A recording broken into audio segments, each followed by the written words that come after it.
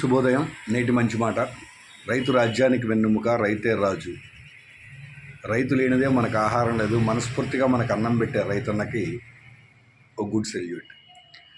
ఈ మధ్య చాలామంది సీనియర్ పర్సన్స్ని కలవడం ఏంటంటే retired IAS officers, IPS officers లాంటి వాళ్ళు రిటైర్డ్ అయిన తర్వాత సేంద్రీయ వ్యవసాయం మొగ్గు చూపడం జరిగింది. ఆ రైతు సదస్సుల్లో, రైతు మహాసభల్లో అటెండ్ అవ్వటం వల్ల చాలామంది గొప్ప వ్యక్తులు కలవడం జరిగింది.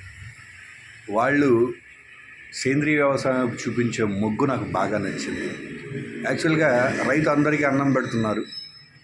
ఒక 30 నుంచి 40 సంవత్సరాల మధ్యలో క్రితం ఆహారమే ఔషధంలా పనిచేసేది. ఒక 30 to 40 ఇయర్స్ నుంచి ఫెర్టిలైజర్స్, పెస్టిసైడ్స్ అంటే రసాయనిక ఎరువులు, రసాయనిక పురుగు మందులను వాడటం ఎలా అయితే స్టార్ట్ చేసామో మన ఆరోగ్యానికి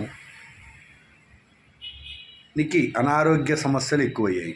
దాన్ని కూడా మనం బాగా గుర్తించాలి, గమనించాలి. ఈరోజు వ్యవసాయం చేయకపోతే ఆహారం లేదు, అలాగే సేంద్రియ వ్యవసాయం చేయకపోతే ఆరోగ్యం లేదు. అనారోగ్యాల సంఖ్య పెరుగుతూ ఉంది. వ్యవసాయం చేసే రైతన్నకే బోలెడు రకాల రోగాలు రావటం జరుగుతుంది. మీరు వాడే మందుల వల్ల అయితేనేమి, తినే ఆహారం వల్ల అయితేనేమి అందరికీ షుగర్లు, బీపీలు, థైరాయిడ్ లాంటి చిన్న చిన్న రోగాలతో పాటు గుండె జబ్బులు పెరుగుతూ ఉన్నాయి. దీన్ని అధిగమించడం కోసం మందుల ఆహారంగా కాకుండా మనం పండించిన ఆహారమే ఔషధంలా పనిచేయాలంటే సేంద్రియ వ్యవసాయం వైపు మొగ్గు చూపండి. చాలామందికి నెగిటివ్ థాట్, సేంద్రీయ వ్యవసాయం చేస్తే పంట పండదు. రాంగ్ థాట్స్ అండి.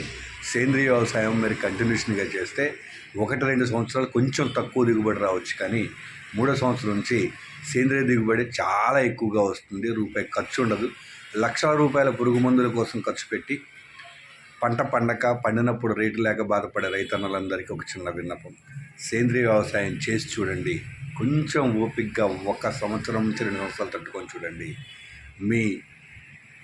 అప్పుడు రైతు రాజ్యానికి వెన్నెముక అవుతాడు. రైతు నిజంగా రాజు అవ్వాలంటే సేంద్రియ వ్యవసాయాన్ని ప్రోత్సహించాలి.